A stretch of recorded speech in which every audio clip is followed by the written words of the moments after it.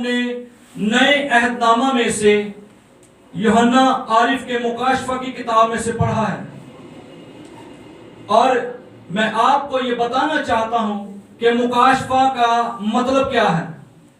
मुकाशफा का मतलब है खोलना, जाहिर करना, बेपर्दा कर देना, अय्यां कर देना, जो पहले से पोशीदा हो उसे खोल देना।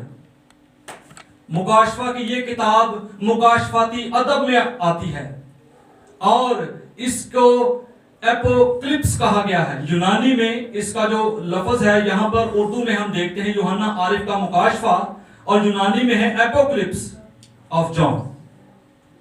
इसी वजह से ये जो है किताब मुकाशफा की किताब है। बाइबल मुकद्दस में और भी मुकाशफाती अदब की कुतब जो है मौजूद हैं, जिनमें के नज़्में हैं, ड्रामे हैं, नसर है, कहानी है। ये सारी किताबें जो हैं हमें ये जो है अदब की किताबें हैं। जिस किताब में निशानात, अलामात, तशबीहात बयान की जाएं, उसे मुकाशफाती किताब कहा जाता है। यूहन्ना का जो मतलब है वो है खुदा की बख्शिश। हमें ये पता होना चाहिए कि जो जिस किताब में से हवाला पढ़ा गया है, उस किताब का मफहूम क्या है, नाम का मतलब क्या है, हमें ये गाही होनी चाहिए। Hallelujah, hallelujah. यूहन्ना का मतलब है खुदा की बख्शिश या खुदा फजल से बख्शता है। और आरिफ इसको इसलिए कहते हैं क्योंकि ये खास मार्फत इसको मिली कि इसने इस किताब को तहरीर किया, इसने इस किताब को लिखा है। और इसके साथ साथ मैं आपको बताना चाहता हूं कि मुकद्दस यूहन्ना जो है उसने और क्या क्या तसानीफ की, उसने और कौन कौन सी कुतब लिखी। 3 खत उसने लिखे और एक यूहन्ना की इंजील लिखी और एक यूहन्ना आरिफ का मुकाशफा। आगे चलेंगे, ख्याल किया जाता है कि ये किताब जो है पतमस के जजीरे से लिखी गई। यूहन्ना आरिफ ने पतमस के जजीरे से इस किताब को लिखा और गालबन 95 या 96 में, माहिरीन इस बात पर जो है इत्तेफाक नहीं करते कि 95 है या 96 है, लेकिन वो कहते हैं तकरीबन 95-96 में ये जो है लिखी गई। और इस किताब का जो मौजू है वो फतह का मौजू है, बर्रे की फतह। Hallelujah, hallelujah. बर्रे की फतह, वो बर्रा जो कि हमारे गुनाहों को उठाकर कुर्बान हो गया और उसी के वसीला से हमने जिंदगी पाई और कसरत की जिंदगी पाई।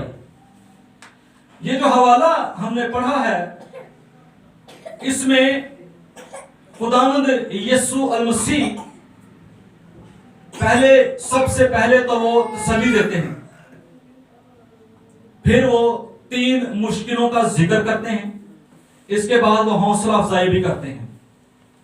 और जो ये सवाल अक्सर हमसे पूछा जाता है कि समरना की जो कलीसिया है, ये समरना का जो शहर है, ये कहां पे है आज। ये सवाल हो सकता है आपके जहन में भी आया हो। तो मैं मेरे अजीजों आपको ये बताना चाहता हूं कि आज ये शहर जो है तुर्की में है और इसका आज जो मौजूदा नाम है वो अजमेर है। क्या नाम है जी? अजमेर। ये कलीसिया शहीदों की कलीसिया, तहखानों में रहने वाली कलीसिया, अजियत को बर्दाश्त करने वाली कलीसिया, मौत के घाट उतारी जाने वाली कलीसिया। और इसी वजह से खुदावंद यीशु मसीह ने फरमाया कि मैं मर गया था और अब जिंदा हूं और मैं मौत पर क्या आया हूं, गालिब आया हूं। यही वो कलीसिया है जिससे कि खुदावंद यीशु मसीह को कोई गिला शिकवा नहीं।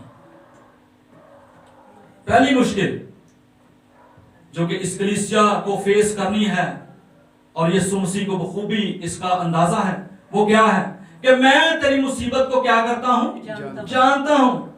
खुदावंद यीशु मसीह कहता है कि मैं दूर खड़ा देख रहा हूं, मैं दूर किसी और ख्याल में नहीं बल्कि मैं तेरी तरफ मेरा ध्यान है। मैं जानता हूं कि तू किन किन हालातों वाकयात से गुजर रहा है, कौन कौन सी मुसीबतें, कौन कौन सी मुश्किलात का सामना है तुझे। और मुसीबत के लिए जो लफ्ज यूनानी में इस्तेमाल हुआ उसका मतलब है दबाओ, कुचल डालना, इतनी मुसीबत के कुचल डालना अगले को।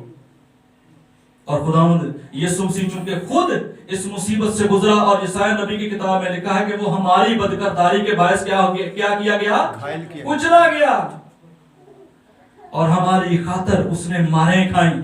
इसलिए मेरे अजीजों, खुदावंद यीशु अल मसीह आज भी आपकी और मेरी, हमारी सब की मुश्किलात से, मुसीबतों से वाकिफ है। हालेलुया। ये हमारे लिए तसल्ली की बात है कि हमारी कोई मुश्किल जो है खुदा यीशु मसीह के सामने जो है ढकी हुई नहीं, बल्कि वो देखता है। उसको पता है कि मेरा बंदा किस हालात में है, किन वाकयात में से गुजर रहा है।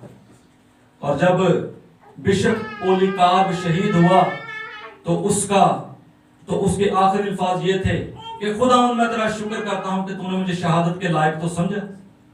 ये खुदा के खादिम के अल्फाज है जो कि इसी कलीसिया से ताल्लुक रखता था। दूसरी मुश्किल, पहली हमने क्या देखी कि मैं तेरी मुसीबत को जानता हूं, और दूसरी मैं तेरी गरीबी को जानता हूं। गरीबी, कोई भी आज के दौर में गरीब होना नहीं चाहता। सारे चाहते हैं कि मेरे पास बैंक बैलेंस हो, गाड़ी हो, बंगला हो, अच्छा घर हो, अच्छा प्लॉट हो, अच्छा बिजनेस हो, अच्छी जॉब हो, लेकिन कोई भी गरीब होना नहीं चाहता।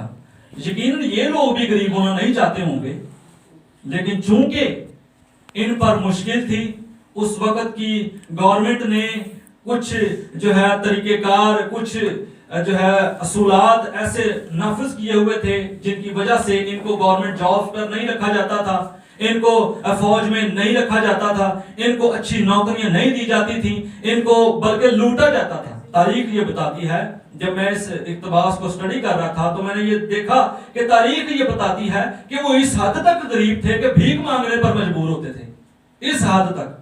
लेकिन खुदा यीशु मसीह उनको तसल्ली देता है कि तुम गरीब नहीं हो बल्कि तुम अमीर हो। मैं जानता हूं कि तुम अमीर हो। किस बात से अमीर है? ईमान में।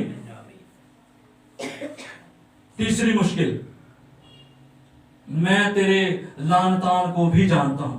कौन से लान तान को? जो लोग उन पर करते हैं मसीही होने की वजह से, जो लोग उनको दबाते हैं, जो लोग उनको कुचलते हैं। खुदा यीशु मसीह फरमाते हैं कि मैं इनके लान तान को भी जानता हूं। अब हम बात करेंगे हौसला अफजाई की। खुदा यीशु मसीह जानता है मुश्किलात का, मैंने जिक्र किया। अब वक्त है कि खुदा यीशु मसीह कहता है हौसला अफजाई भी खुदा यीशु मसीह करता है। वो कहता है कि जो दुख तुझे सहने होंगे उनसे खौफ ना कर। वो तमाम दुख, वो तमाम मुसीबतें जो कि स्मरना की कलीसिया पर आने वाली थी, खुदा यीशु मसीह कहता है कि उनसे खौफ ना कर। क्यों खौफ ना कर? क्योंकि खुदा यीशु मसीह कहता है कि मैं इन मुश्किलात में तेरे साथ हूं। उन्हें तसल्ली देता है, उनको यह आगाही देता है कि आपको खौफ नहीं होना चाहिए, क्योंकि एक दुनियावी आदमी के लिए मौत के बाद इंतजार है, लेकिन हमारे पास जिंदा उम्मीद है। मौत के बाद खुदा यीशु मसीह की हुजूरी, खुदा यीशु मसीह का जलाल हमारा वेट करता है। इससे बड़ी और क्या उम्मीद है कि पौलुस रसूल कहता है कि जीना मेरे लिए मसीह और मरना नफा है। मरने का सौदा जो है यीशु मसीह उनको बताते हैं कि फायदामंद है, आप अपने ईमान पर कायम रहें। और आगे लिखा है कि 10 दिन तक मुसीबत उठाओगे।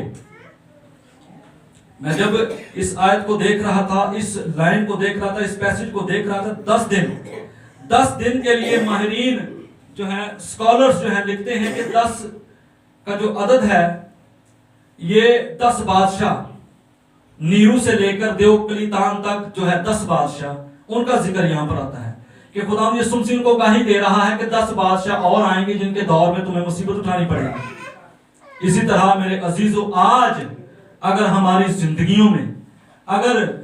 जिंदगियों में मुश्किलात हैं, मुश्किलात के पहाड़ हैं, मुसीबतें हैं, गरीबी है, तंगी है, लान तान है, तो हमें परेशान होने की जरूरत नहीं। कलीसिया ना उस वक्त मिटी थी, ना आज मिट रही है और ना ही कभी मिट सकेगी। हालेलुया। क्योंकि ये यीशु मसीह का बदन है और यीशु मसीह के बदन को कोई भी जला नहीं सकता। ये ऐसी झाड़ी है जो बुझती नहीं बल्कि जलती ही चली जाती है। हालेलुया। जोरदार तालियां खुदा के जलाल के लिए। तो ये ऐसी झाड़ी है जो कभी खत्म ही नहीं हो सकती। आज ये वादा हमारे साथ है कि जान देने तक वफादार रह तो मैं तुझे जिंदगी का ताज दूंगा। और सोना जो है आग में से निकलकर ही क्या बनता है? कुंदन बनता है। अगर हमने कुंदन बनना है, अगर हमने खुदा की बादशाही में जाना है, अगर हमने खुदावंद के फर्जंद कहलाना है, तो यकीनन हमें आज अपने ईमान पर खड़े रहने की जरूरत है। जिस तरह के ये कलीसिया, स्मरना की कलीसिया खड़ी रही, अपने ईमान पर डटी रही, इन्होंने शहादत को, मौत को गवारा किया, इन्होंने वफात को गवारा किया, लेकिन अपने ईमान को ना छोड़ा। इसलिए मेरे अजीजों, आज मैं आपको ये चैलेंज देना चाहता हूं कि चाहे आपके हालात कैसे भी क्यों ना हो, आप कैसी भी गरीबी से क्यों ना दो चार हो, कि कोई भी मुश्किल क्यों ना आए आपकी जिंदगी में, कोई भी आपको दबाने की कोशिश क्यों ना करे, लेकिन आपने एक काम करना है, और वो काम ये है कि आप अपने ईमान पर कायम रहें। क्योंकि ये वादा है कि जान देने तक वफादार रहे तो मैं तुझे जिंदगी का ताज दूंगा। दुखों और मुसीबतों में खुदा पर भरोसा रखना ही हमारी कामयाबी है। हालेलुया। और इसी के वसीला से हम जिंदगी के ताज तक रसाई हासिल कर सकते हैं। खुदावंद मुझे और आपको इस कलाम के वसीला से बड़ी बरकत दे। आमीन।